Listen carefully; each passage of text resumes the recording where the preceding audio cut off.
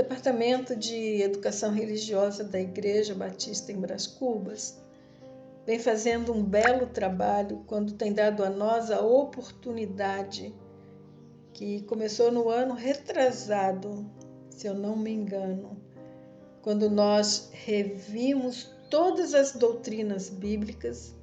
Depois nos foi dado a oportunidade de lermos toda a Escritura, toda a Bíblia em um ano, e assim foi adotado esta postura de lermos a Bíblia uma vez por ano. E neste ano ela está nos oferecendo a oportunidade de vermos os evangelhos, de estudarmos cada evangelho, os detalhes de cada um, pois nós sabemos que eles foram escritos por evangelistas diferentes em tempos diferentes.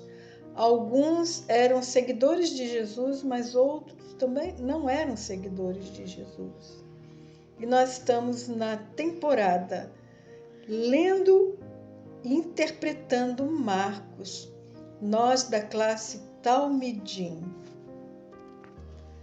Durante estas 2 últimas semanas, nós como classe Talmidim, nós fizemos a observação sobre a prisão de Jesus, o julgamento de Jesus e a crucificação de Jesus. E nós vamos estar falando da importância desses atos na nossa salvação. Por quê?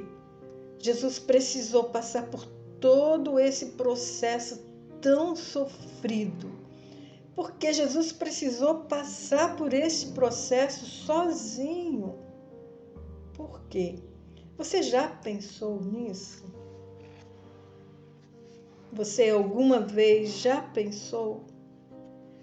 Olha, eu quero dizer que é para mim uma grande honra participar deste estudo na Escola Bíblica Dominical. E eu acredito que para você também deve se sentir honrado, porque nós estamos gastando o nosso tempo com o reino de Deus. A EBD, hoje, ela vem passando por uma adaptação muito difícil, de presencial para remoto, online. A Igreja Batista em Brás Cubas, ela decidiu não parar. Ela decidiu abrir, através do canal da IBBC pelo YouTube, a oportunidade das classes colocarem no ar aquilo que estamos estudando nos evangelhos.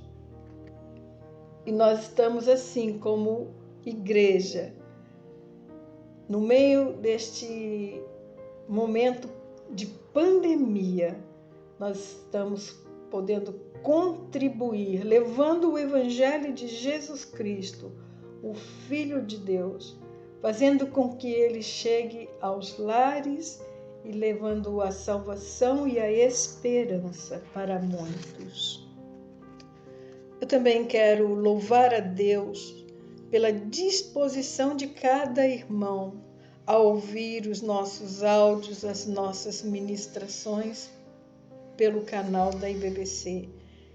E como nós estamos fazendo também, colocando as lives, dando assim a oportunidade para aqueles que não podem, devido ao horário, outros compromissos, participar da live.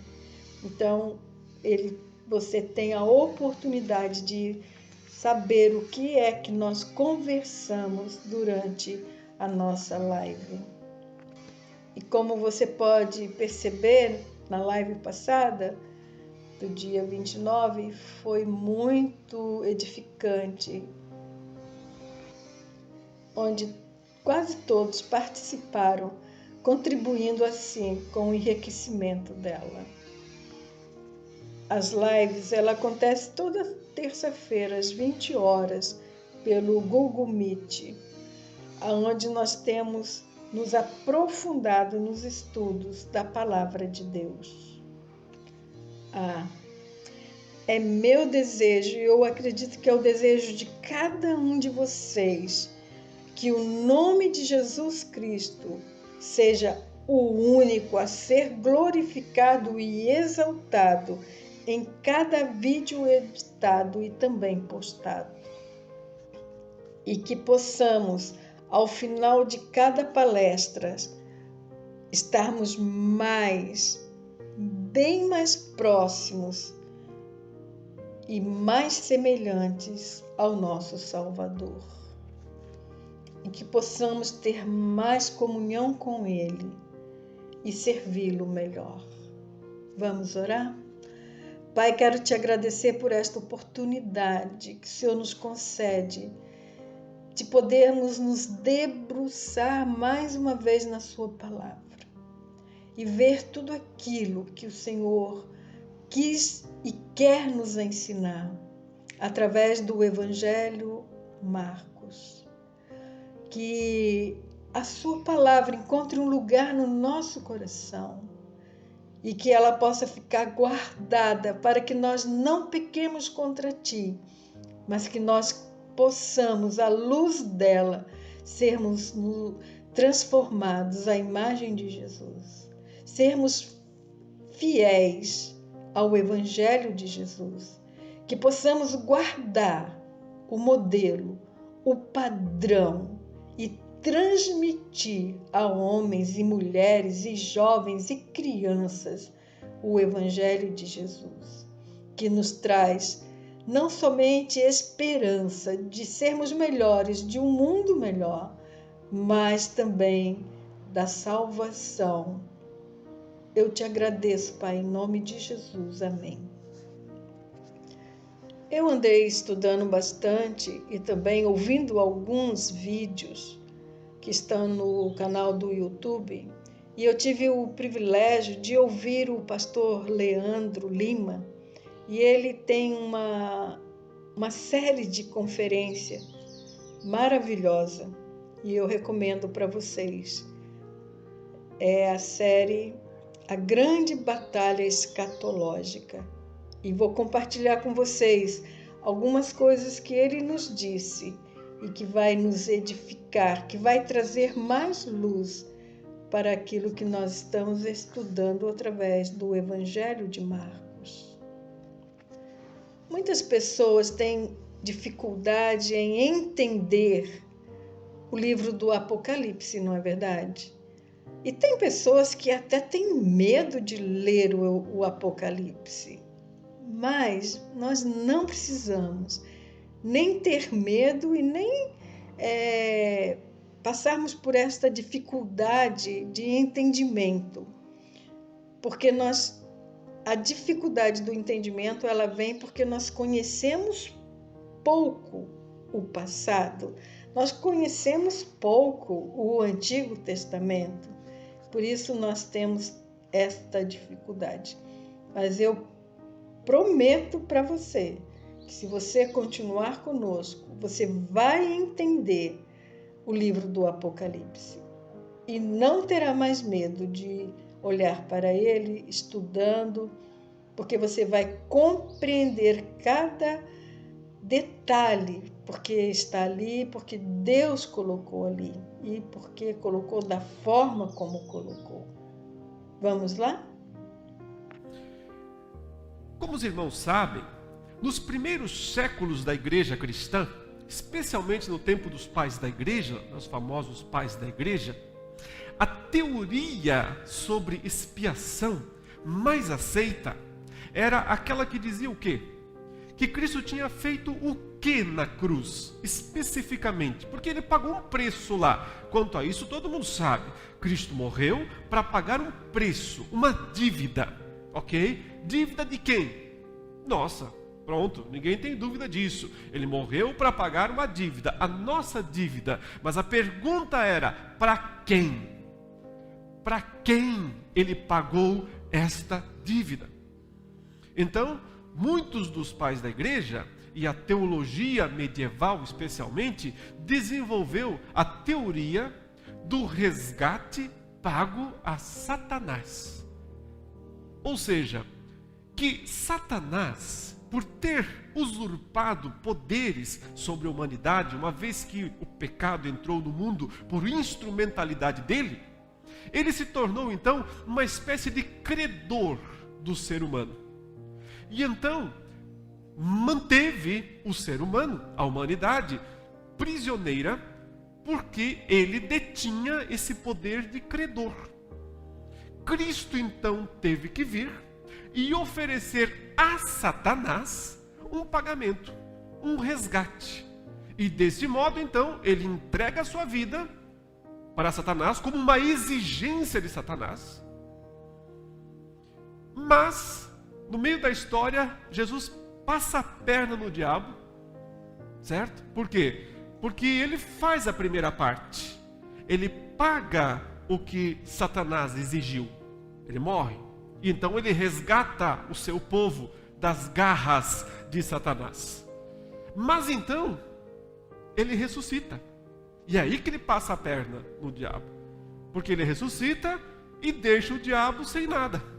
Ou seja, aquilo que ele achou que ele teria ao exigir a morte de Cristo, acabou não valendo nada. Porque Cristo ressuscitou, reverteu a morte e ficou com as duas coisas, com o povo e com a própria vida.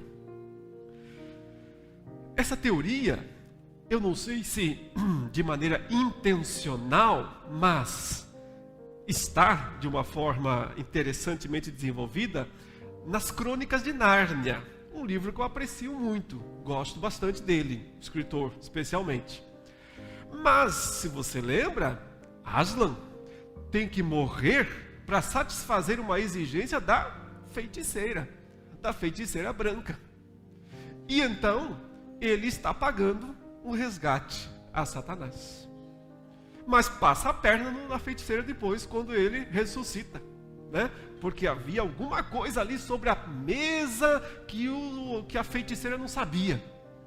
E dessa maneira, Cristo, né, o leão então ressuscita e paga o resgate a Satanás.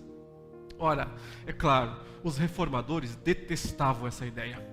Eles não podiam aceitar que Jesus tivesse morrido para pagar uma dívida para o diabo. E antes mesmo deles, um homem já havia conseguido explicar isso de uma maneira interessante, que foi aquele famoso, né, arcebispo da Cantuária, Anselmo da Cantuária, século XII, né? O que ele disse? Ele usou as leis comerciais da sua época, comerciais no sentido de feudalismo, né? Então a ideia de suzeranos e vassalos. Ele disse: olha, eu vou explicar para vocês o que é que Cristo realmente fez na cruz. Anselmo, ele era desafiado a defender as doutrinas cristãs sem precisar citar texto bíblico. Não é que ele não quisesse citar texto bíblico, mas é que os alunos perguntavam: mas o senhor ensina muito bem, mas com a Bíblia, mas e sem a Bíblia, o senhor consegue explicar? Por isso que ele escreveu aquele livro, Cur Deo Homo, né? Porque Deus se tornou homem, onde ele estabelece a necessidade do nascimento de Jesus de uma perspectiva da razão, da lógica.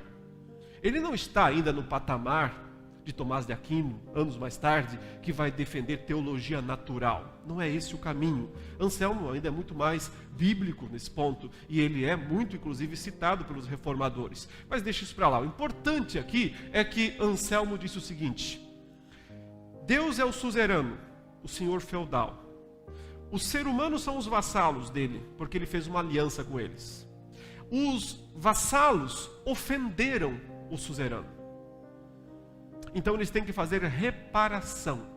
Eles têm que fazer alguma coisa que repare a honra ofendida do suzerano, do senhor feudal, que é Deus. Pois bem, Cristo então veio fazer aquilo que os vassalos não podiam fazer: oferecer um sacrifício para satisfazer a honra de Deus. Por isso que essa teoria ficou conhecida como teoria da satisfação. A primeira é a do resgate pago a Satanás. Essa é a da satisfação. Muito bem, o que Calvino fez? Ele colocou os pingos nos is. Ele disse: Anselmo está certo, Cristo não pagou nada ao diabo. Cristo pagou a Deus. O que tinha que ser pago era para Deus. E Ele o pagou. Mas não era só uma questão de satisfazer a honra de Deus. É claro que a honra de Deus é importante. Mas havia algo mais aqui. Uma necessidade legal. Um aspecto jurídico. Um aspecto forense. Que precisava ser satisfeito. Que tinha a ver com a justiça de Deus, com a legislação divina. Então Cristo vem e morre no lugar do pecador, para satisfazer, aí é o mesmo termo de Anselmo, a justiça de Deus. É onde ele complementa e melhora, por assim dizer, a teoria de Anselmo. Muito bem, então, pelo fato dos reformadores repudiarem aquela primeira teoria, eu entendo que isso causou um efeito colateral que precisa ser consertado. É evidente que nós não podemos aceitar que Jesus teria pago alguma coisa ao diabo. Por quê? Porque isso colocaria o diabo, de certa forma, acima do próprio Deus. Agora, então, Deus tem que acertar as contas. Ele tem que pagar alguma coisa a Satanás. Satanás se torna o credor de Deus. Não, isso não faz justiça ao texto bíblico. Isso de fato não faz justiça ao que a Bíblia ensina sobre Deus, sobre Cristo e sobre Satanás. Porém, não se pode enganar, ou não se pode esquecer que ele, Satanás, cumpre uma função importante em toda essa história. Cumpre uma função importante e eu diria necessária em toda essa história. Deus, em sua soberania, no seu comando, no seu poder absoluto, como nós sabemos, ele pode usar as forças malignas, o mal, para os seus bons propósitos, sem, contudo, se tornar mal por causa disso. Deus comanda a história, Deus comanda todas as coisas.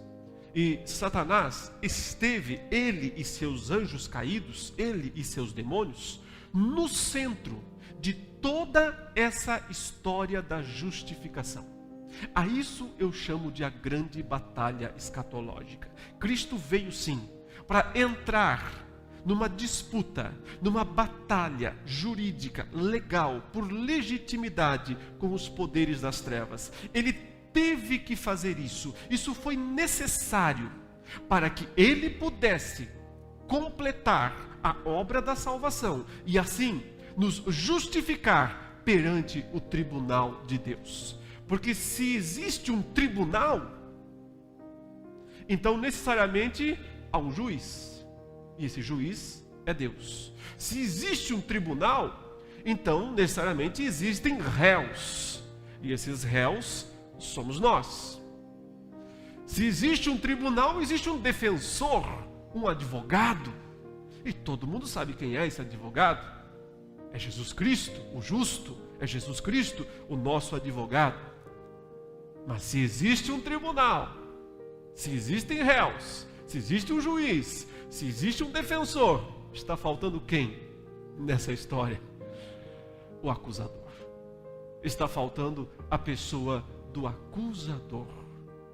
E esta é a figura de Satanás no texto bíblico, que precisa ser melhor compreendida para que nós possamos compreender melhor a redenção, compreender melhor o que foi que de fato Cristo fez quando ele aqui veio e venceu a grande batalha escatológica, razão pela qual na sua segunda vinda não tem batalha nenhuma, apenas um massacre, apenas um ato de lançar para o lago de fogo todos os seus inimigos. Portanto, executar, isso se chama execução, executar todos os seus adversários. Como temos que ver isso? como podemos entender essa grande batalha? Então, o melhor caminho é considerar os evangelhos, inicialmente. Seguir toda a literatura do Novo Testamento, até o livro de Apocalipse. Nessa primeira exposição, eu vou me deter em 3 passagens. Uma dos evangelhos, uma das cartas e uma de Apocalipse. Para tentar me fazer entender o que é que eu estou querendo dizer com isso. O meu ponto aqui, nesta noite, é falar sobre o nascimento de Jesus. Porque cada uma das etapas da vida de Cristo, ou seja, sua encarnação, seu nascimento, sua vida de observância à lei, sua morte, sua ressurreição, sua ascensão, até que se complete a segunda vinda, e no meio disso tudo está a missão dada à igreja pelo Espírito Santo, mas cada uma dessas etapas compõe essa grande batalha jurídica, essa grande batalha escatológica. Começamos falando, portanto, sobre a batalha pelo nascimento do rei. O nascimento de Cristo foi envolvido por acontecimentos de guerra, acontecimentos bélicos, nesse sentido, que a Bíblia descreve em termos simbólicos, evidentemente, e que nos conduzem a entender a natureza desse conflito, dessa batalha escatológica. Começo com Lucas 2, você pode abrir então a palavra em Lucas capítulo 2.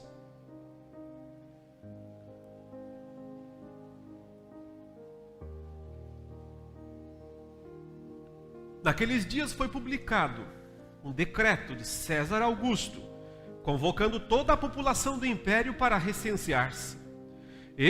O primeiro recenseamento foi feito quando Quirino era governador da Síria. Todos iam alistar-se, cada um à sua própria cidade. José também subiu da Galileia, da cidade de Nazaré, para a Judéia, a cidade de Davi, chamada Belém, por ser ele da casa e família de Davi, a fim de alistar-se com Maria, sua esposa, que estava grávida. Estando eles ali, aconteceu completarem-se-lhe os dias, e ela deu à luz o seu filho primogênito, enfaixou-o e o deitou numa manjedoura, porque não havia lugar para eles na hospedaria. Aqui nós temos o resultado, o registro que nos traz o resultado do nascimento de Cristo. Mas antes disso, houve uma intensa atividade angélica, no sentido de Deus enviar seu mensageiro, Gabriel. Ele vai inicialmente falar com os pais de João Batista, anunciar que nasceria o precursor do Messias, aquele que seria o que prepararia o caminho do rei. Então ele foi também a Maria e disse que nasceria o rei. Ele disse que Jesus seria o rei que reinaria para sempre sobre a casa de Davi. Portanto, Cristo, aí em Lucas 1, 32 e 33, é chamado de Filho do Altíssimo. É dito que Deus, o Senhor, lhe dará o trono de Davi, seu pai, e ele reinará para sempre sobre a casa de Jacó, e o seu reinado não terá fim. Não há dúvidas, é a descrição do nascimento do grande rei. É o anúncio de que o rei está chegando, e com ele o reino, porque Cristo carrega consigo mesmo o reino. Essa foi a primeira aparição de Gabriel, desde o que foi relatado no capítulo 9 de Daniel, quando ele foi a Daniel, após a visão, após o sonho que Daniel recebeu, e então ele anunciou o futuro, interpretou, Deus trouxe a resposta da oração de Daniel através do anjo Gabriel, e ele anunciou o nascimento de Jesus. Meu objetivo aqui é entrar nos detalhes da profecia do capítulo 9, de Daniel, sobre as 70 semanas, todo aquele simbolismo desta passagem. Mas é um fato que no fim dessa profecia, no cumprimento dela, o Messias vem. O Messias chega, o rei vem, o rei nasce. Portanto, o anjo que lá no passado foi usado por Deus para anunciar o dia, no futuro, muito distante ainda da perspectiva dos homens, quando nasceria o Rei dos Reis, agora vai para, em loco, para, no tempo determinado, anunciar que chegou a hora, chegou o momento disto acontecer. Fato é que o nascimento de Cristo é envolvido por uma atividade angélica incomum. São muitos anjos agindo nesse momento, nesse tempo. E você se pergunta, o que eles estão fazendo ali, se a maior parte do tempo eles parecem ser apenas observadores, fazem anúncios, mas não se envolvem. O texto então descreve que Deus usa outros meios para fazer acontecer aquilo que Ele predestinou, aquilo que Ele profetizou. Como vocês sabem, tem um problema logístico em Lucas 2. Por quê? Porque a profecia diz que Jesus tem que nascer aonde? Em Belém. Mas onde seus pais estão vivendo? Na Galileia. Então, não pode nascer na Galileia. Ele tem que nascer em Belém. O que Deus fará então para garantir que isso aconteça?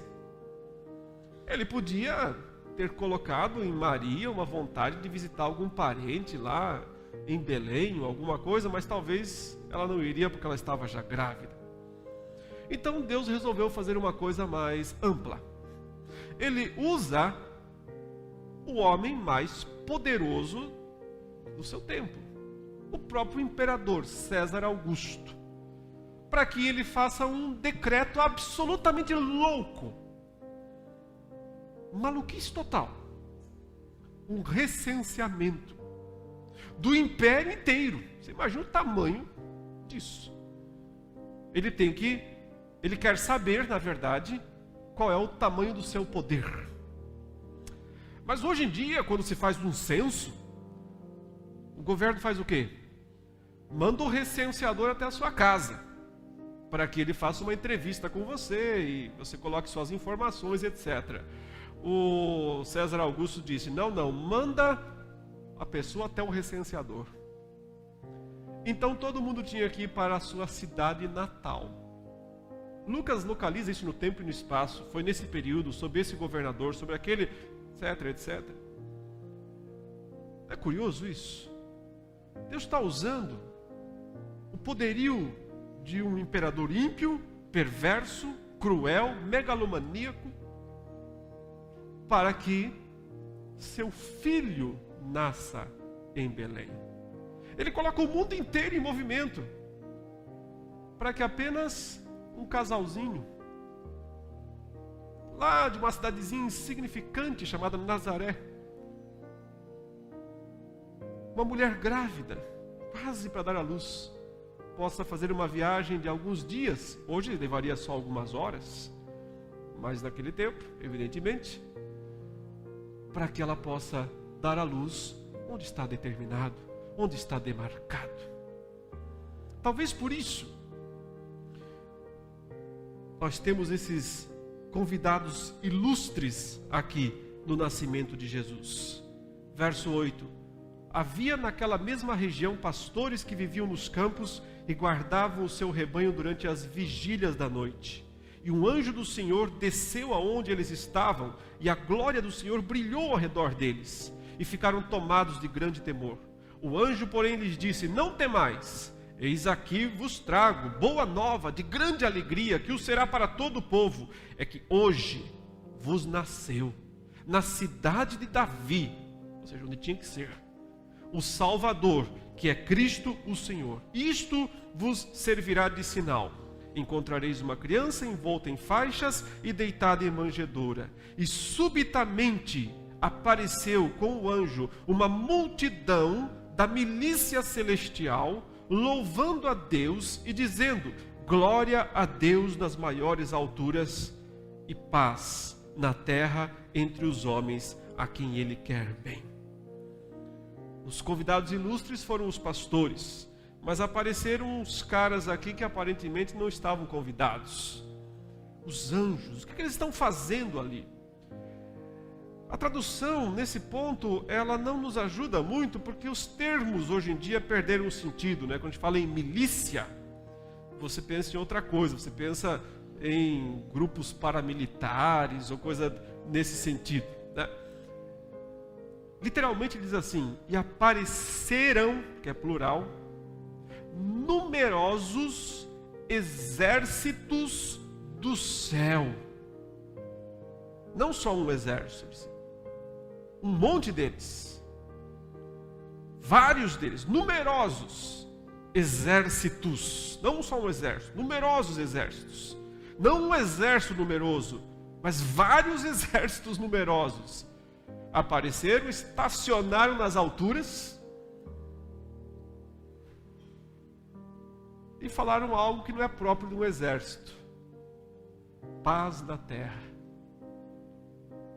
Eles são soldados, eles são guerreiros, são um exército. O que eles estão fazendo no nascimento de uma criança, no nascimento de um bebê? Eles estão ali para louvar o Deus que dirigiu toda a história, que arquitetou tudo de uma maneira perfeita, para que seu filho nascesse onde tinha que nascer, quando tinha que nascer e como tinha que nascer. Mas eles são só espectadores. Eles não tomam parte. Porque eu disse no começo aqui, se essa fosse uma batalha por poder, por força, por número de soldados, não haveria batalha nenhuma. Mas aqui começou uma batalha jurídica de um único guerreiro. Ele é um guerreiro solitário. Ele não terá ajuda de ninguém, exceto do Espírito Santo e de seu Pai. Ele não poderá contar com ninguém. Até teria à sua disposição esses soldados todos, mas não é esta a sua guerra, não é esta a sua batalha. Ele não veio com este propósito. Vocês lembram quando Cristo foi preso e Pedro se adianta e corta a orelha do servo do sumo sacerdote? O que Cristo disse? Em outras palavras, ele disse: Pedro, se a questão fosse espada, se a guerra fosse essa, se a minha batalha fosse essa, eu teria soldados melhores. Eu poderia rogar ao Pai, ele mandaria 12 legiões de anjos.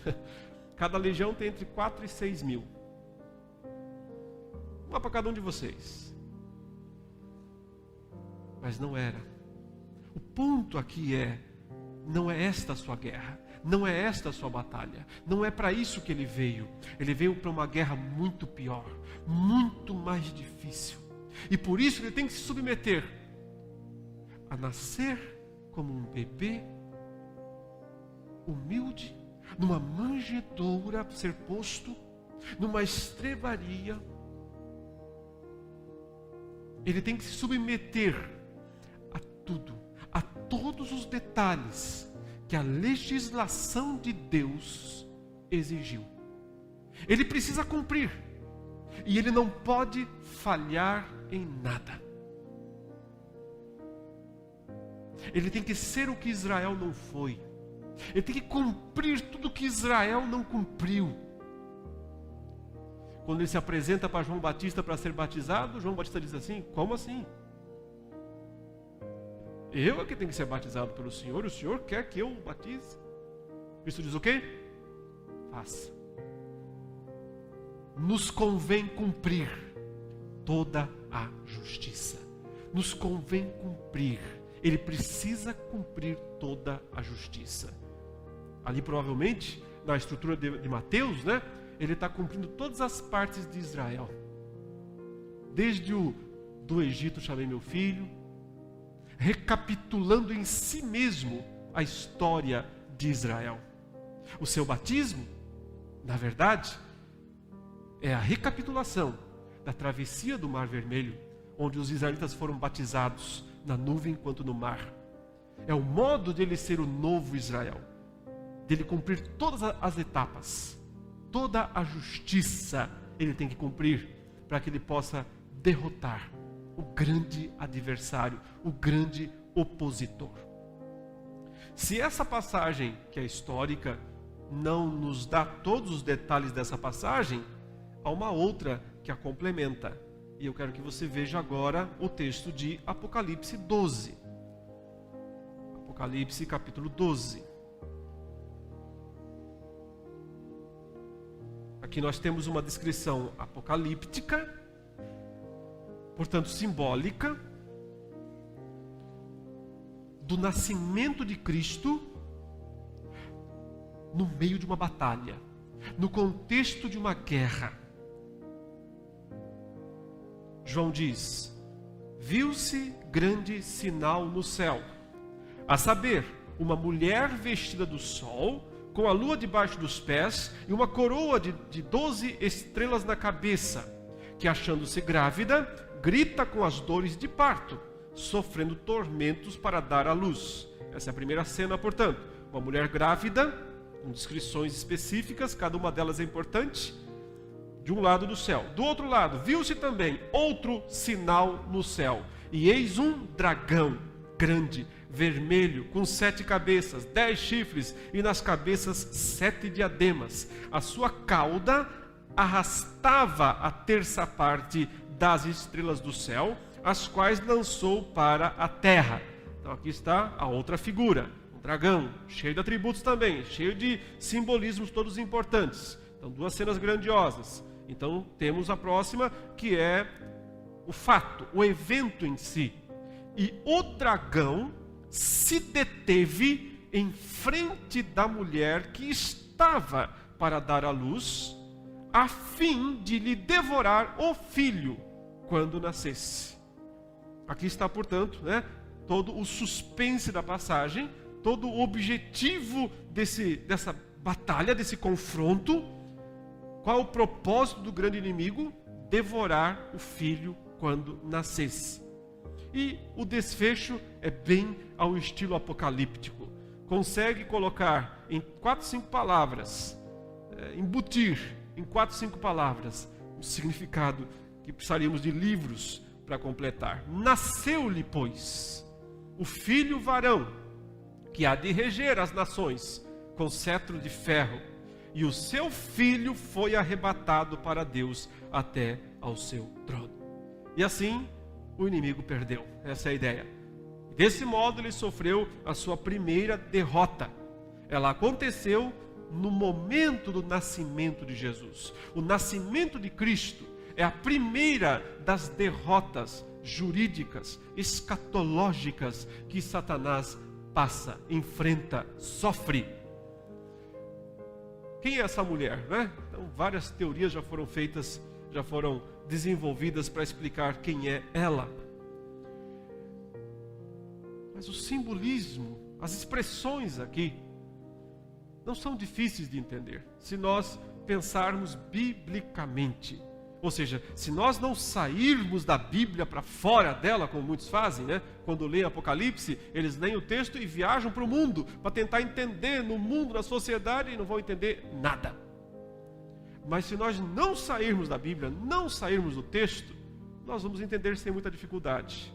E aqui você teria que fazer um exercício muito simples para entender essa passagem. Colocar outro texto da Bíblia do lado. E esse outro texto é Gênesis 3, 14 em diante, que coloca as mesmas figuras. Leiamos, só por... Não estava no plano ler essa passagem, mas os irmãos estão abrindo aí. Gênesis 3, 14. Então o Senhor disse à serpente: visto que isso fizeste, maldita és entre todos os animais domésticos, e o és entre todos os animais selváticos. Rastejarás sobre o teu ventre e comerás pó todos os dias da tua vida. Porém, inimizade entre ti e a mulher, entre a tua descendência e o seu descendente. Este te ferirá a cabeça e tu lhe ferirás o calcanhar. E a mulher disse: multiplicarei sobremodo os sofrimentos da tua gravidez, e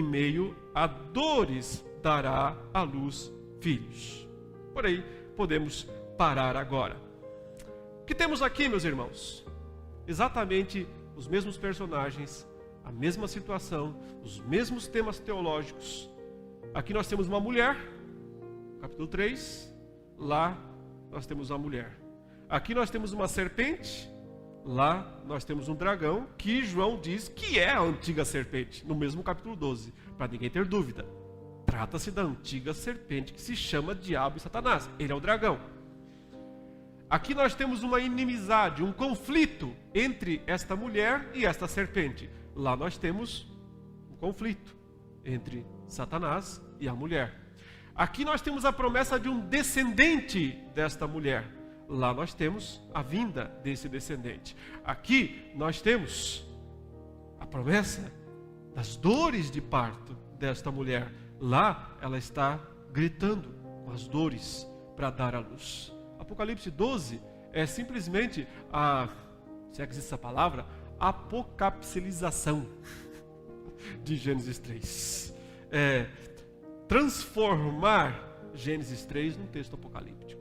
Mas por que João fez isso? Óbvio, porque Deus o revelou, foi uma visão que Deus deu. Então por que Deus fez isso? Porque Deus queria contar que essa história não acabou. Que essa história de Gênesis 3, 14 a 16 é a história toda do Antigo Testamento. Ao longo de todo o Antigo Testamento, nós temos o conflito entre a mulher e o dragão. Nós temos uma mulher que vai dar à luz ao filho, ao descendente, e um dragão querendo devorá-lo, querendo destruí-lo. Isso vai acontecer em todo o Antigo Testamento. É óbvio que Deus e João, no seu registro, não está pensando apenas em Eva ou apenas em Maria, mas está pensando em toda a descendência messiânica, em toda a genealogia de Cristo, que vai de Adão e Eva até José e Maria. É por isso que Mateus e Lucas fazem as longas genealogias de Cristo, e por isso que Lucas volta até Adão. Ele é o filho da mulher, ele é o filho de Eva. Mas Deus prometeu que quando nascesse o filho de Eva, a cabeça de Satanás seria esmagada. É óbvio que o inimigo não ia esperar de braços cruzados. É óbvio que ele não ia deixar acontecer.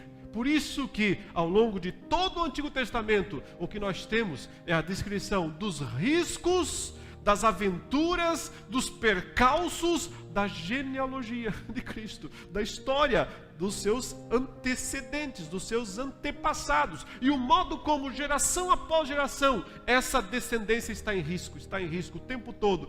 Já nos dois primeiros filhos, nasce Caim, nasce Abel. Fica claro que Abel é o bonzinho, Caim não presta, então ele mata Abel.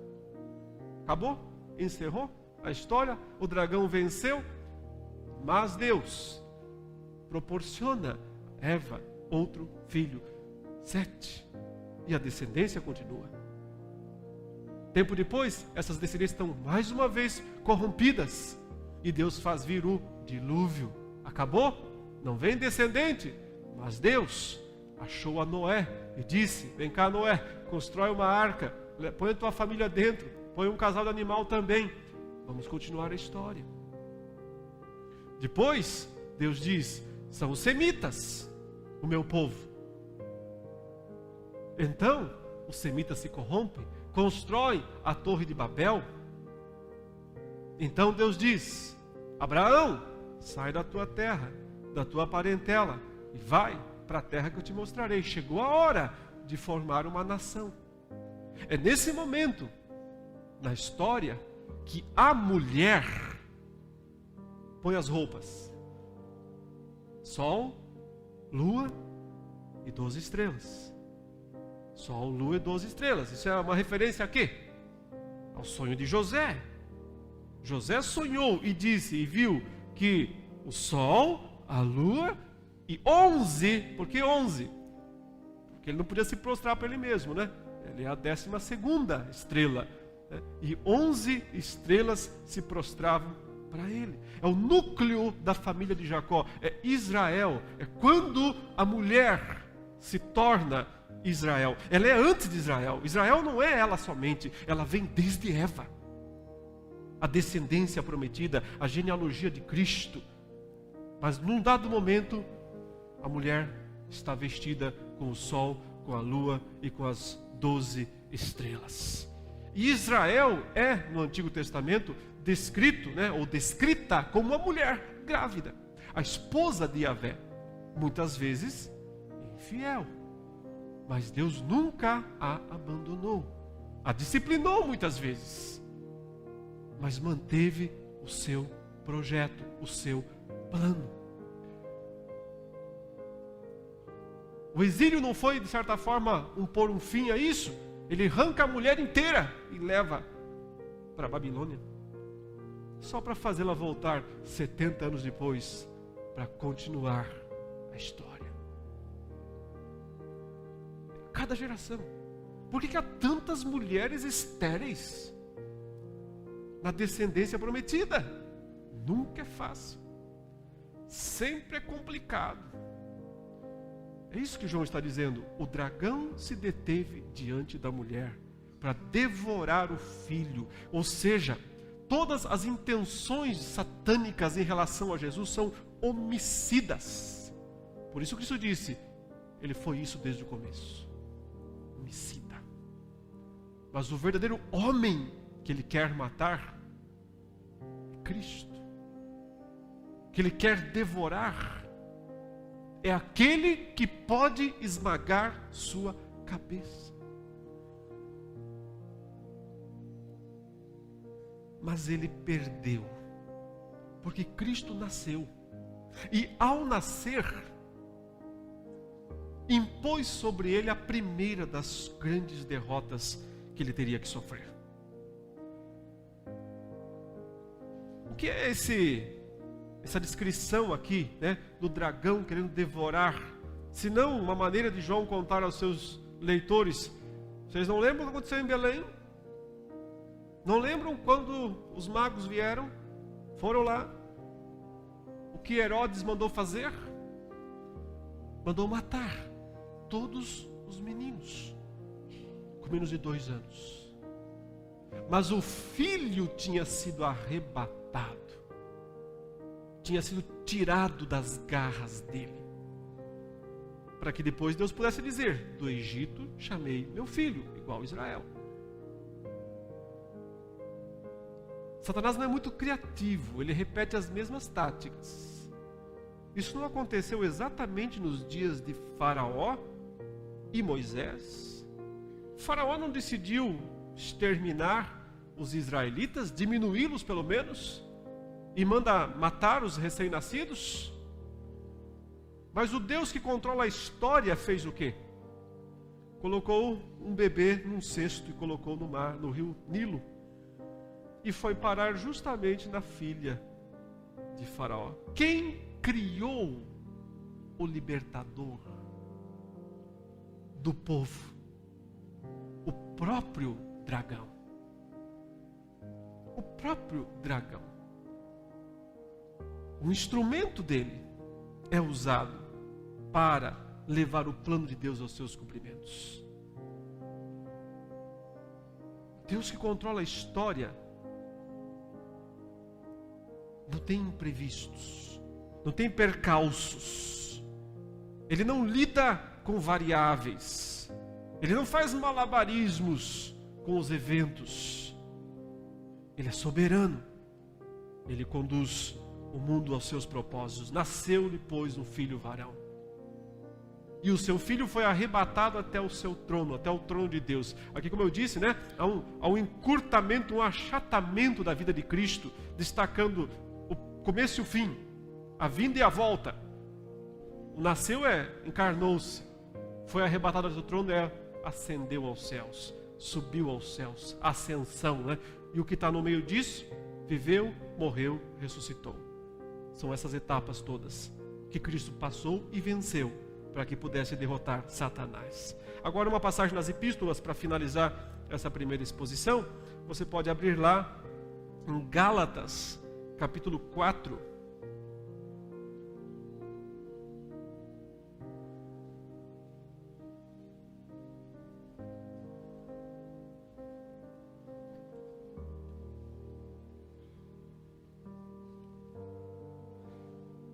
Gálatas 4, nós vamos ler aqui a partir do verso 1. Digo, pois, que durante o tempo em que o herdeiro é menor, em nada difere de escravo, posto que ele é senhor de tudo, mas está sob tutores e curadores, até o tempo predeterminado pelo Pai. Assim também nós, quando éramos menores, estávamos servilmente sujeitos aos rudimentos do mundo. Vindo, porém, a plenitude do tempo, Deus enviou seu Filho, nascido de mulher, nascido sob a lei, para resgatar os que estavam sob a lei, a fim de que recebêssemos a adoção de filhos. E porque vós sois filhos, enviou Deus ao nosso coração o Espírito de seu Filho, que clama, Abba, Pai. De sorte que já não és escravo, porém filho, e sendo filho, também herdeiro por Deus. Outrora, porém, não conhecendo a Deus, servíeis a deuses que por natureza não o são. Mas agora que conheceis a Deus, ou antes, sendo conhecidos por Deus, como estáis voltando outra vez aos rudimentos fracos e pobres, aos quais de novo quereis ainda escravizar-vos? Eu tenho consciência de que essa é uma passagem muito complexa.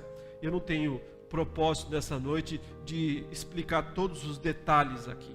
Mas um ponto que eu quero destacar é que Paulo está usando terminologia legal, jurídica. Mas aqui é o mundo dos escravos e dos senhores. E ele está usando esta terminologia para explicar o significado da vinda de Cristo e da libertação que ele conquistou pelo Evangelho.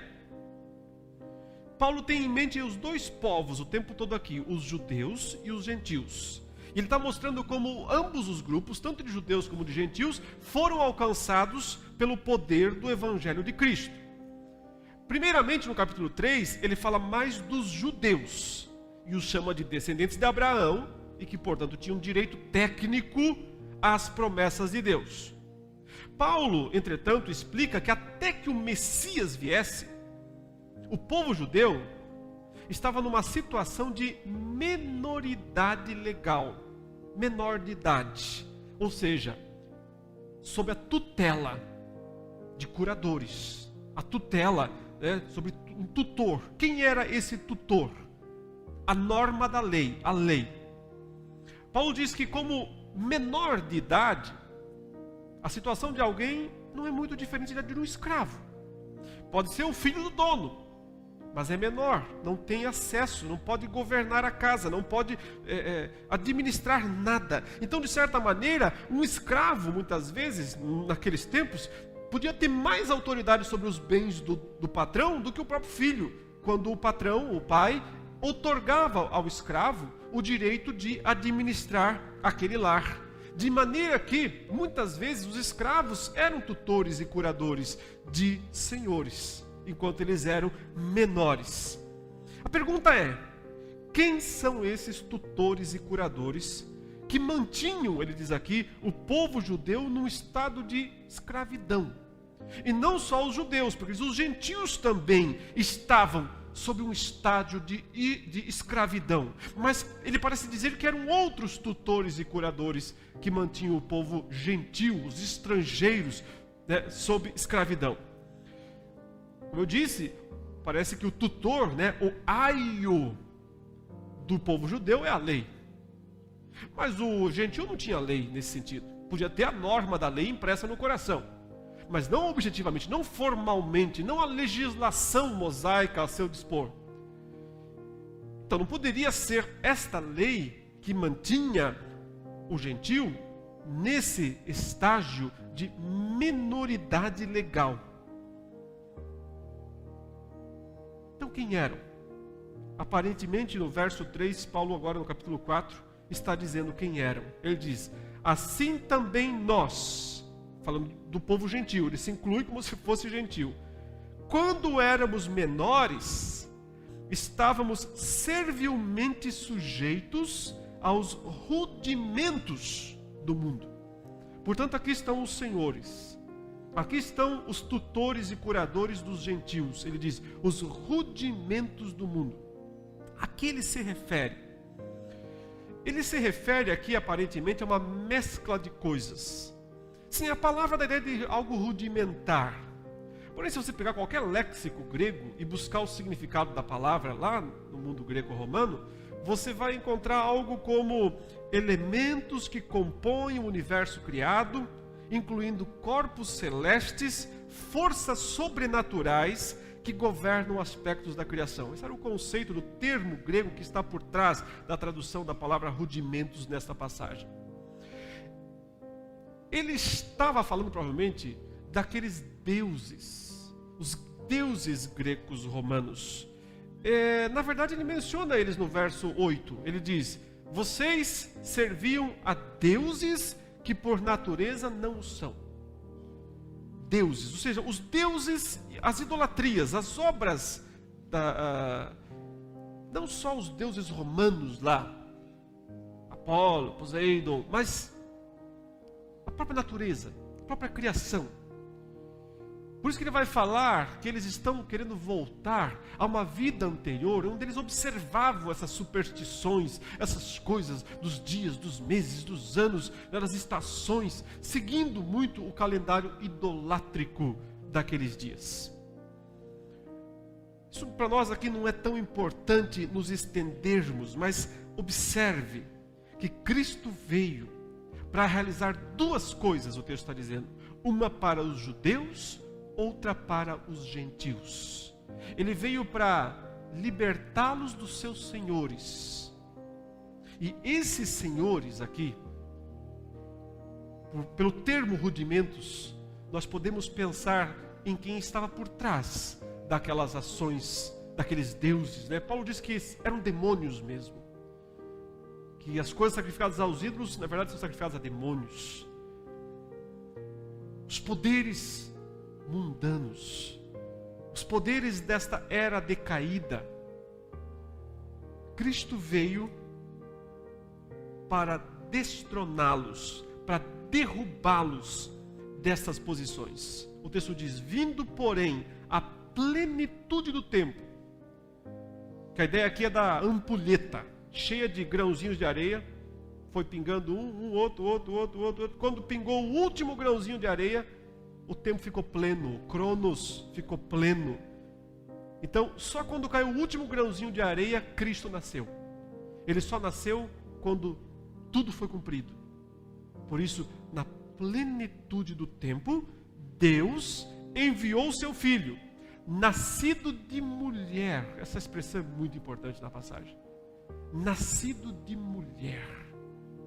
Porque isso é Gênesis 3,15 sendo aplicado ao contexto do Novo Testamento.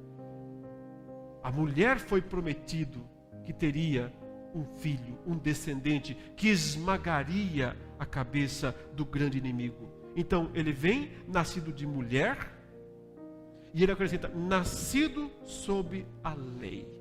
São essas duas ideias que compõem a obra jurídica de Cristo.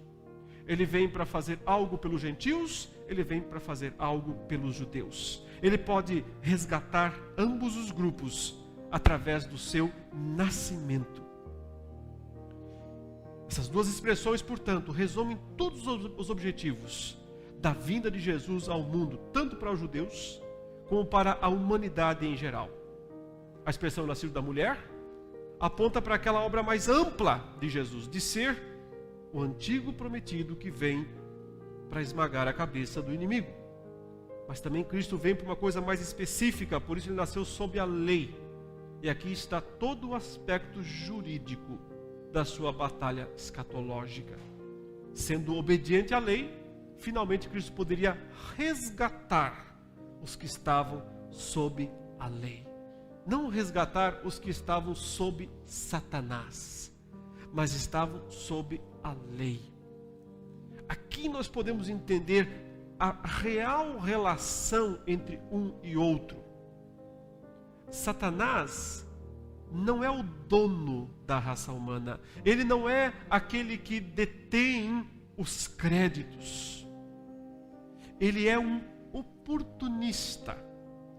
ele se utiliza de algo legal, a lei, para desse modo exigir a condenação do povo da aliança e ao mesmo tempo para cegar, para manter nas trevas os que estão fora dela, não deixar quem está fora entrar e continuamente acusar quem está dentro.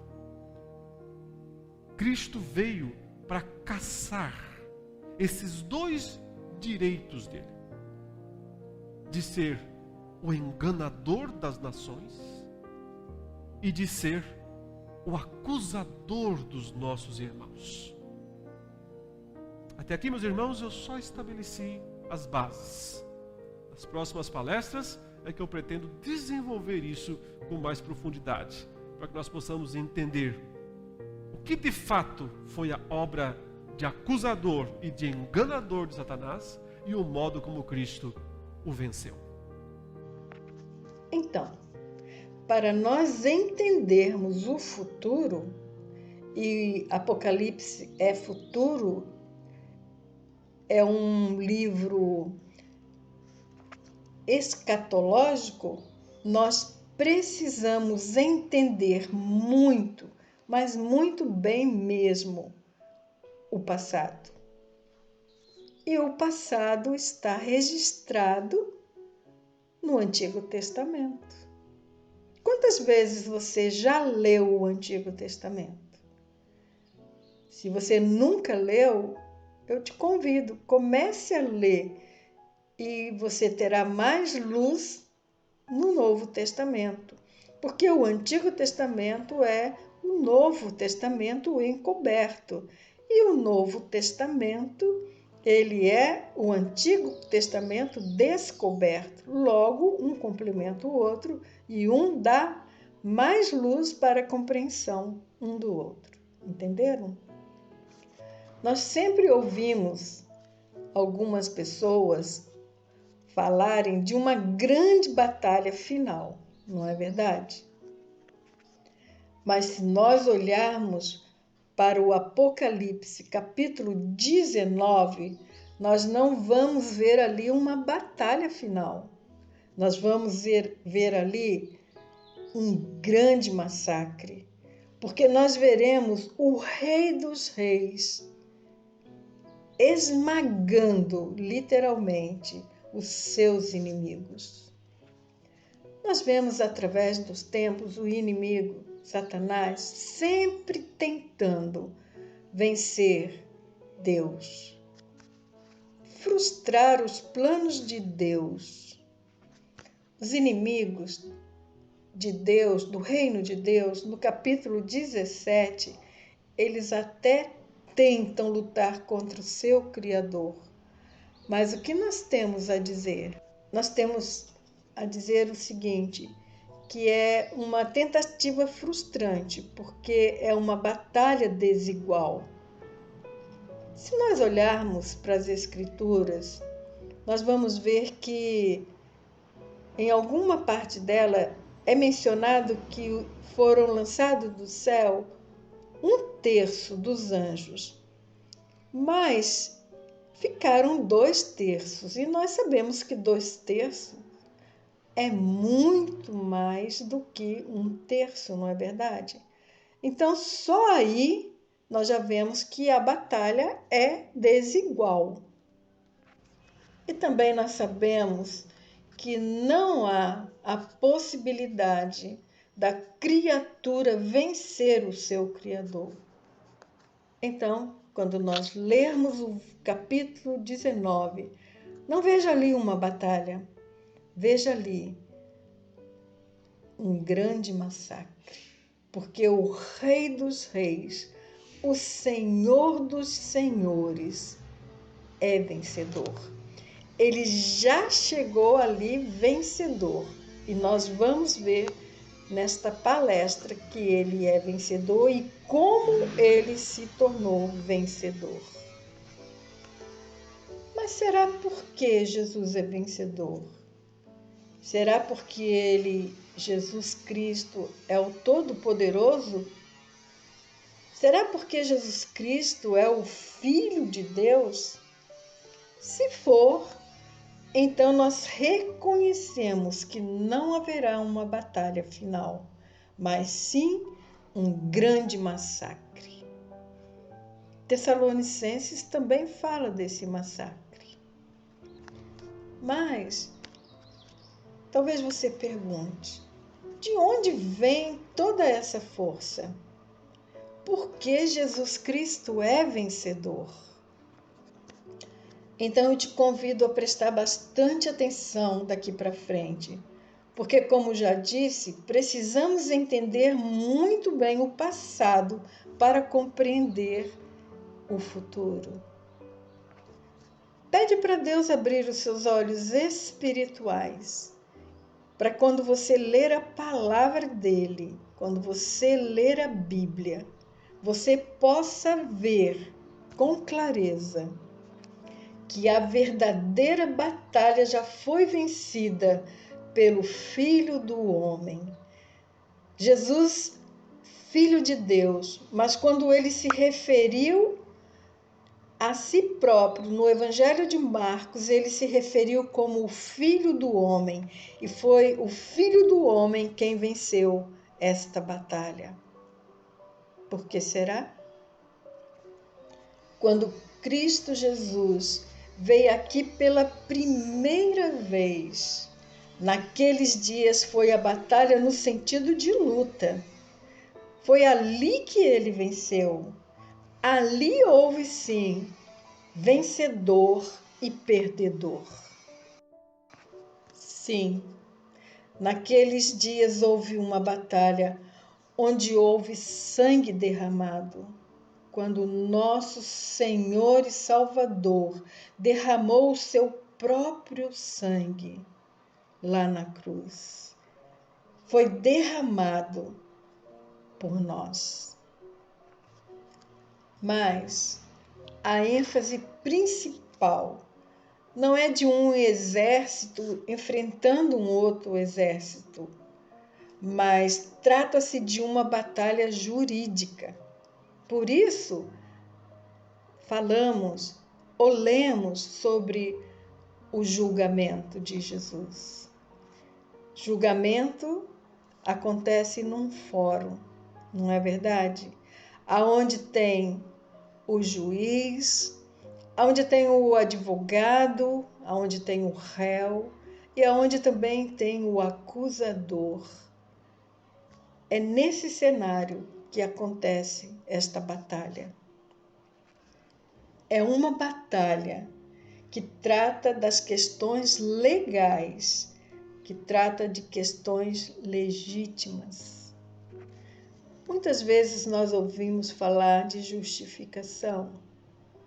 E justificação fala de justiça. Então nós vamos ver e vamos entendermos que a justificação ela é perante o tribunal de Deus. Quando Adão e Eva pecaram, eles foram condenados. Eles foram expulsos do jardim. Mas ali também houve um sacrifício, um cordeiro, um animal foi morto no lugar deles. Vocês já prestaram atenção nisso? E esse animal apontou para Jesus, o Cordeiro de Deus, que morreria no nosso lugar. Então vamos lá. Vamos entender a justificação perante o tribunal de Deus. Os estudiosos, durante muito tempo, eles chamaram a justificação por justificação forense. Justificação forense. E por que justificação forense? Porque elas acontecem num fórum. É uma justificação que é realizada em um fórum. E como nós já dissemos, num fórum, num tribunal, tem um juiz. E este juiz, neste caso, é Deus. Então, o caso da nossa justificação, ele acontece no tribunal de Deus. Concordam com isso?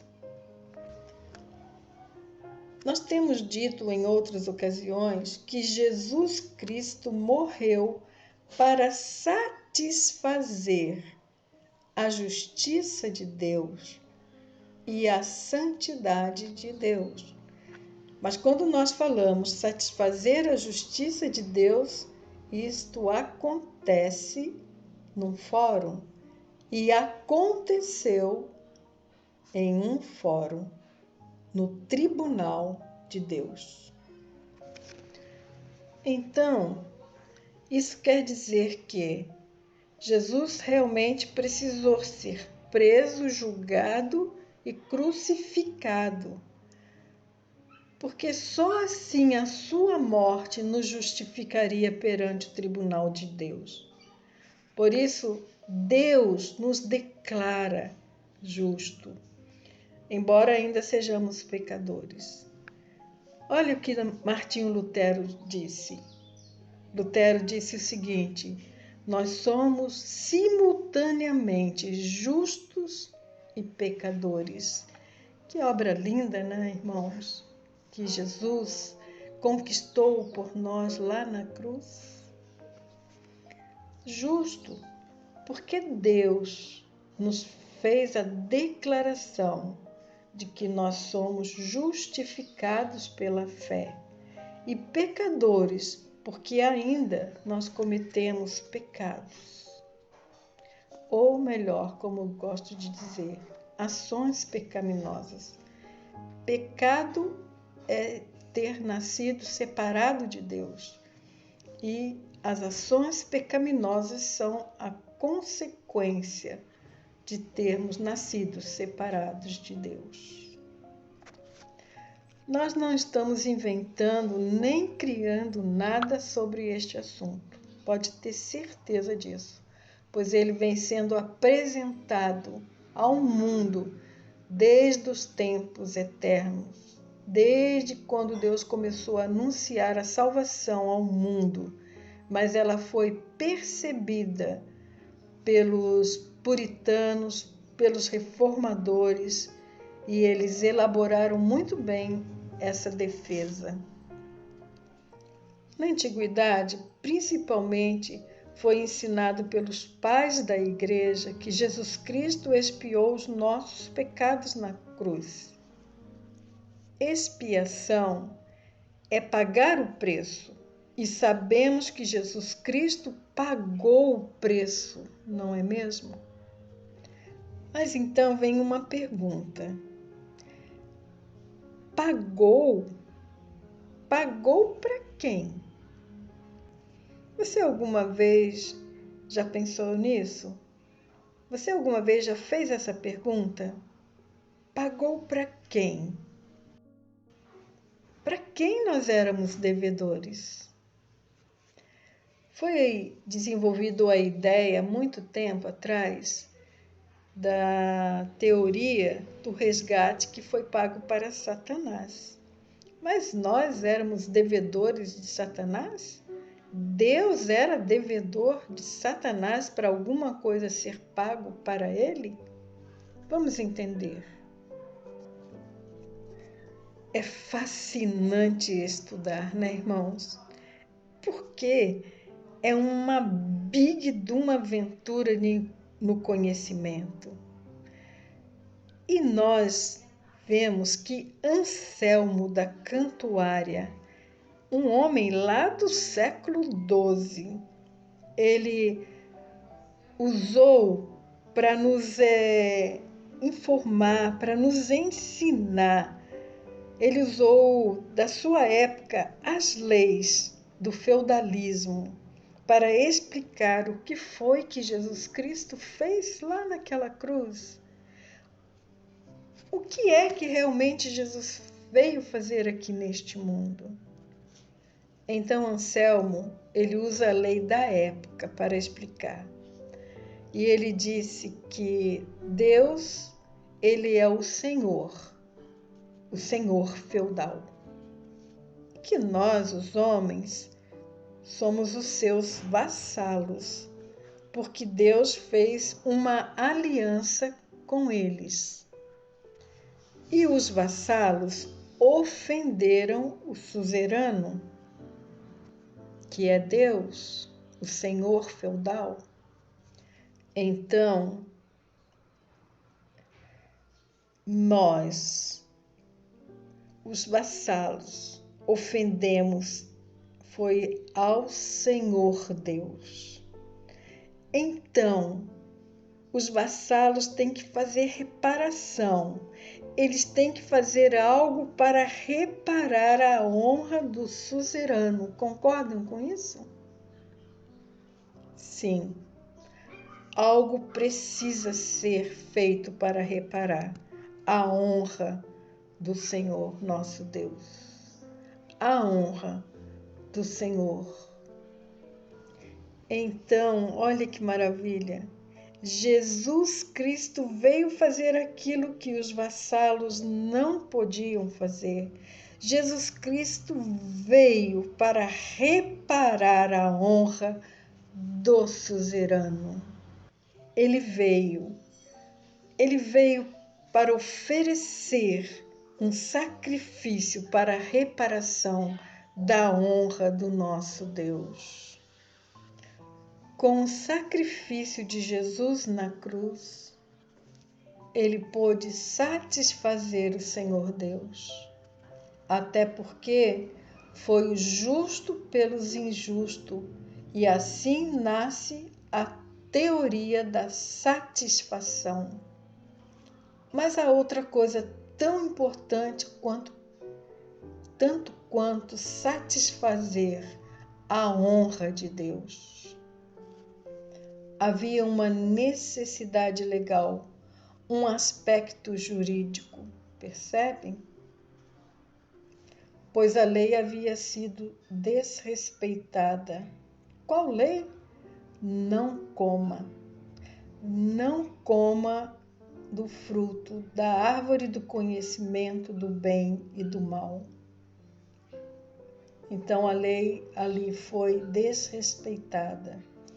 E agora tem a ver tudo com a justiça de Deus. Então vai ficando mais claro. Jesus vem e morre no lugar do pecador e assim satisfaz a justiça de Deus, completando o que Anselmo da Cantuária havia explicado. Entenderam? O sacrifício de Jesus na cruz repara a honra de Deus que foi ofendida. Com a morte vicária de Cristo, ele não só repara a honra de Deus, mas também satisfaz a justiça de Deus e a santidade. Santidade e justiça são satisfeitas. Para entendermos melhor, nós precisamos nos debruçarmos nos evangelhos, pois eles nos contam sobre a vitória de Cristo no tribunal de Deus. E essa sessão é aberta. Essa sessão no tribunal de Deus, ela começa com o nascimento do rei. Lembra que o nascimento de Jesus é dentro de um contexto de guerra? Lembra que milhares e milhares de anjos vieram como espectadores do nascimento de Jesus? É verdade que eles não fizeram nada, mas eles estavam ali. Por quê? Porque o rei havia nascido. Vamos ver Lucas capítulo 2, verso de 1 a 7. E aconteceu naqueles dias que saiu um decreto da parte de César Augusto, para que todo o mundo se alistasse.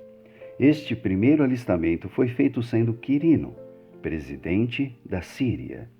E todos iam alistar-se, cada um à sua própria cidade. E subiu também José da Galiléia, da cidade de Nazaré, a Judéia, a cidade de Davi, chamada Belém, porque era da casa e família de Davi, a fim de alistar-se com Maria, sua esposa, que estava grávida.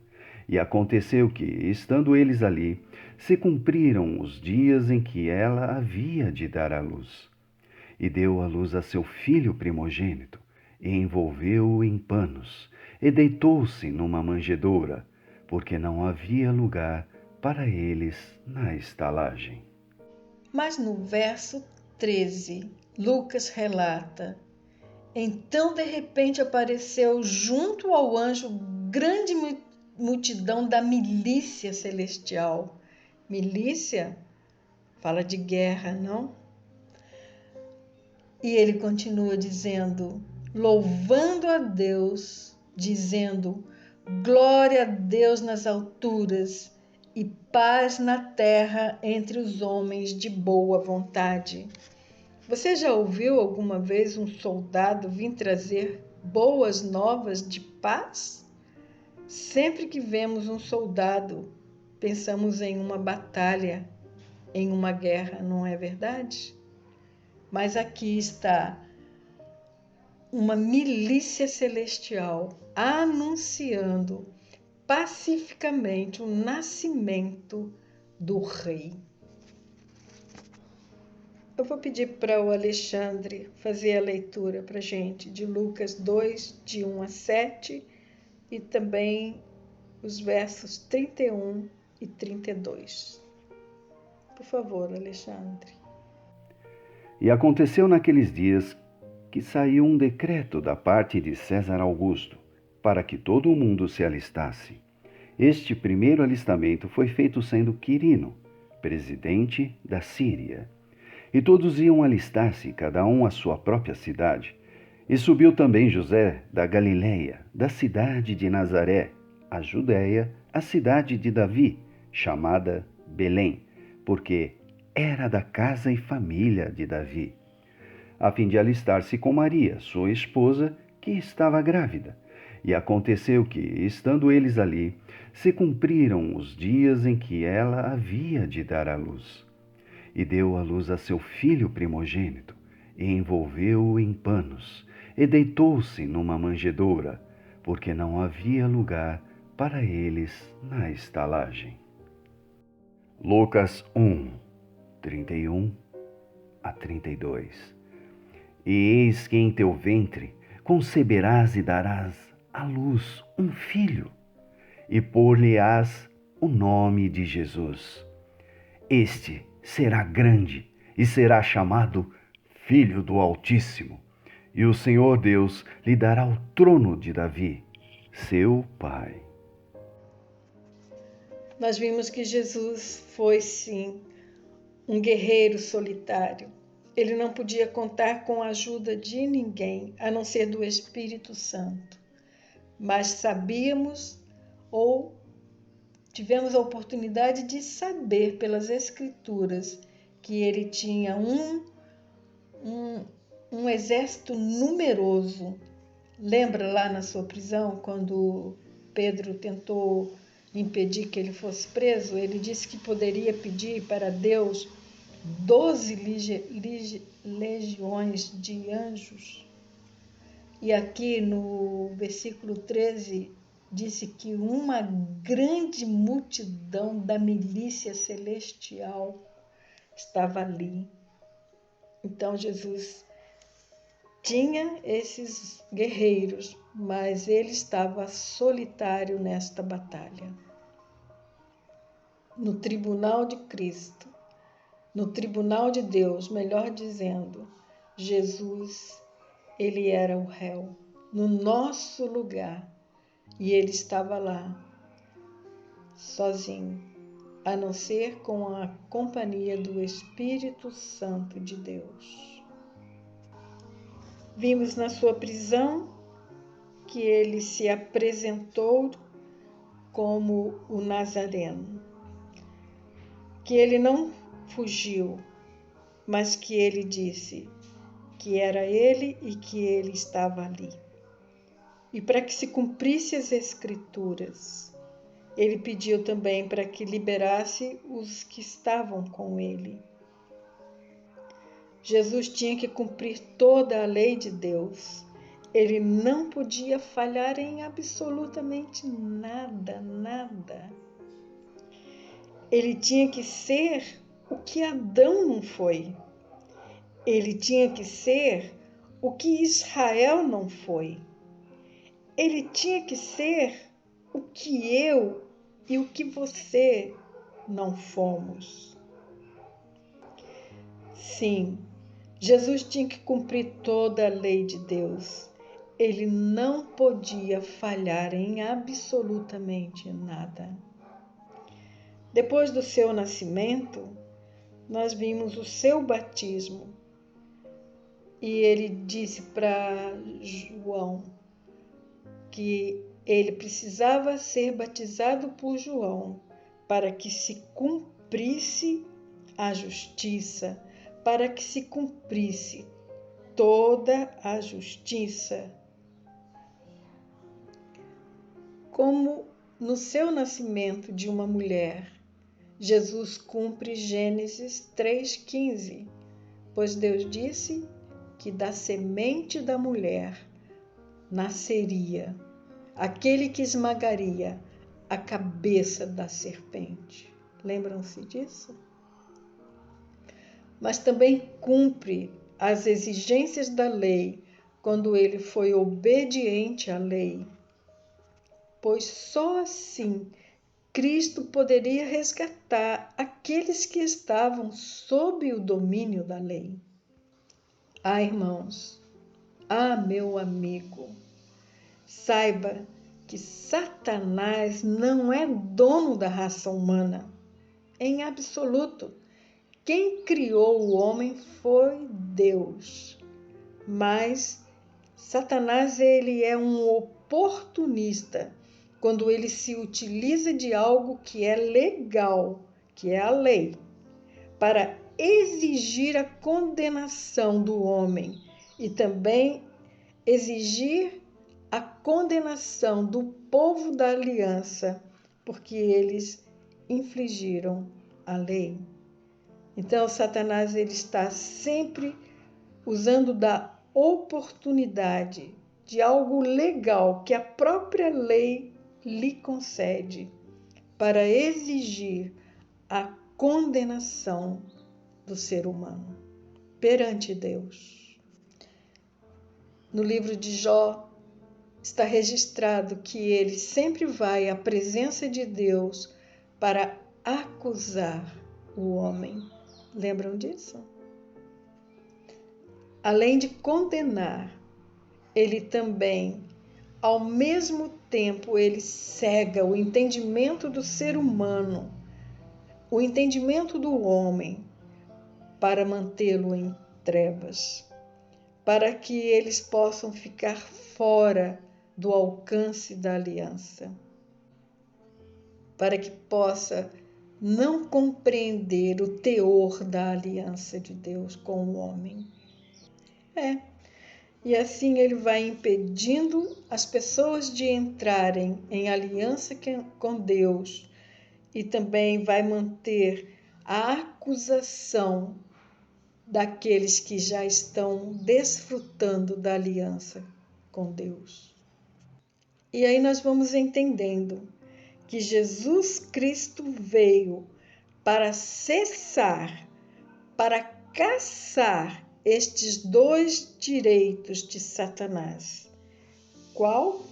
De enganador, de cegar o entendimento e também de ser o acusador.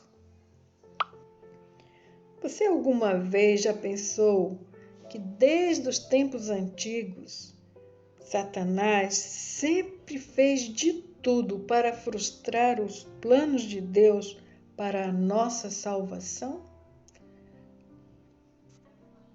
Já pensou se Deus não houvesse provido para si o cordeiro para ser morto no lugar de Isaque, bem ali, sim, bem ali naquele exato momento, a semente seria esmagada, seria morta, a semente que iria esmagar a cabeça da serpente teria sido morta? Já pensou? Pois a semente estava no filho da promessa, Isaque.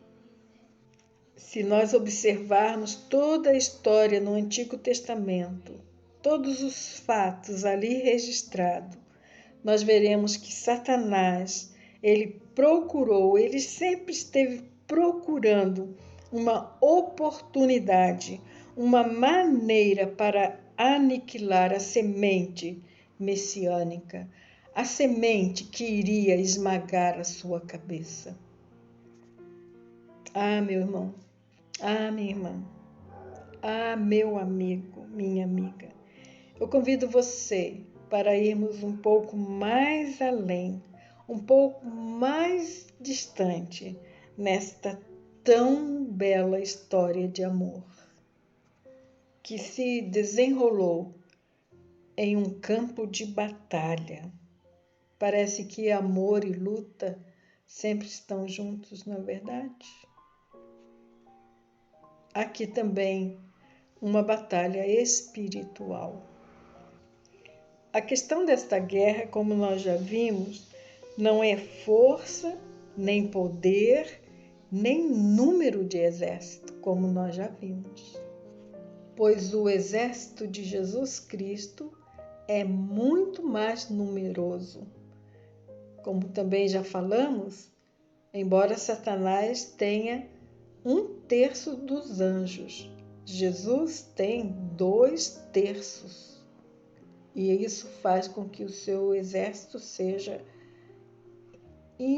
infinitamente mais numeroso. Sendo assim, que chance tem o inimigo de vencer o seu Criador? Que chance tem? Você pode responder nenhuma? Responda aí. Nenhuma chance. Então essa guerra, ela não é ganha por força ou por violência. Assim como o evangelho não pode ser forçado para ninguém, pois não é pela força e nem pela violência que alguém recebe o reino de Deus. Então, preste bastante atenção. Essa guerra, ela é vencida, ela é conquistada pela legitimidade, pela autoridade. E o Evangelho de Marcos, o qual nós estamos estudando, ele cita isto inúmeras vezes, não é verdade? Nós fizemos o exercício sobre a palavra autoridade quando nós observamos o Evangelho de Marcos. E quando você ler, preste bastante atenção agora que os seus olhos espirituais estão sendo abertos. Preste bastante atenção quando é que foi mencionado a palavra autoridade, em que situação e o que aconteceu imediatamente.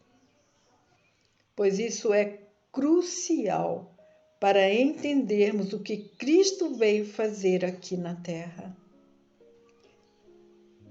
Veja que fantástico que ele disse aos seus discípulos no Evangelho de Mateus 28, 18b, está registrado: foi-me dada toda a autoridade no céu e na terra.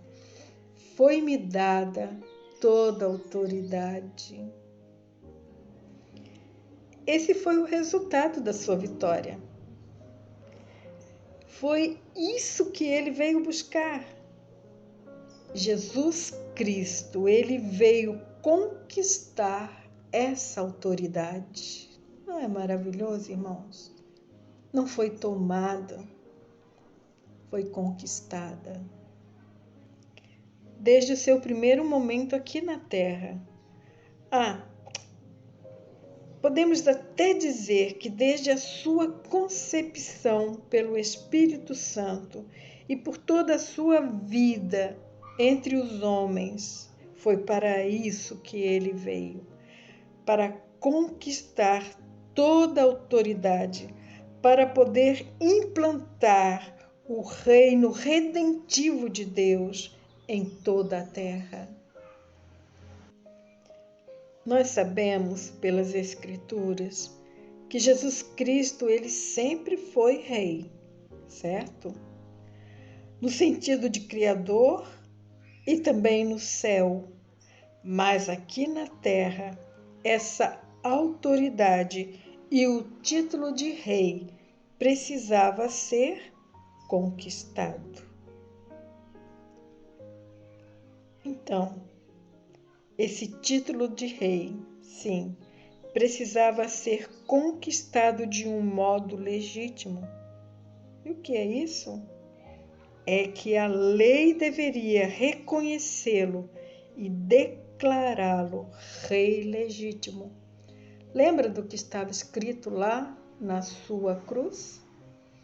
O que o Império Romano escreveu naquela placa?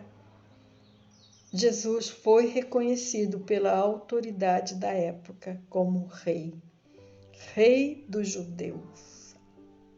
Aleluia! Isso não enche o seu coração de muita alegria e paz? Sim, Jesus é rei, reconhecido legitimamente pela autoridade, pelo Império Romano. Agora, depois de ter conquistado esta autoridade, nós lemos, e ele declarou que lhe foi dada toda a autoridade para expandir o seu reino, e assim ele envia os discípulos para ir a todas as nações da terra e fazer discípulos e conquistar pessoas para o seu reino. Você foi edificado? Você está entendendo o plano de salvação através do Evangelho de Marcos? O que Jesus Cristo realmente fez? Que ele conquistou para nós a justificação através da sua morte, porque ali foi pago o preço, ali foi realmente expiado os nossos pecados. Eu convido você para permanecer conosco. Na próxima semana, nós estaremos lendo e interpretando Marcos, mas nós vamos estar olhando do ponto de vista do confronto de Jesus com os poderes das trevas. Vocês perceberam, né? Que os 5 primeiros capítulos de Marcos estão infestados de demônios.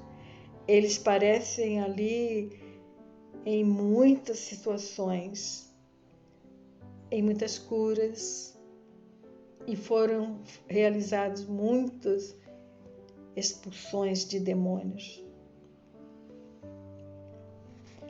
Por que será, hein? Porque é nesse exato momento, quando Jesus Cristo inicia o seu ministério público, ele também precisa enfrentar os seus inimigos e assim aos poucos ir conquistando a autoridade deles, enfrentando. Entenderam?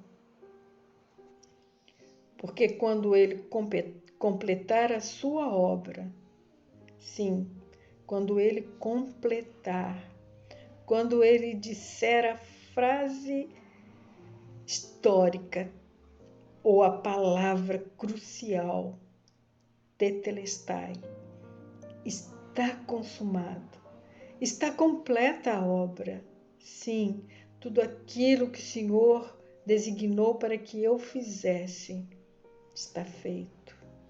E isso só se dá na cruz e na ressurreição. Ele consegue, assim, despojar definitivamente os seus inimigos, os nossos inimigos. Vamos orar? Pai, eu quero te agradecer porque o Senhor é um Deus justo, bom. Justo porque o Senhor não inflige a lei nem para nos beneficiar em nada. Obrigada, Deus, porque podemos ver hoje a importância do Cristo enfrentar a cruz e poder assim remover a nossa acusação. Mas também, Deus, resolver o problema da ofensa, fazer assim o sacrifício para a restituição da honra do Senhor que fora ofendido pelo nosso pecado, pelas nossas transgressões.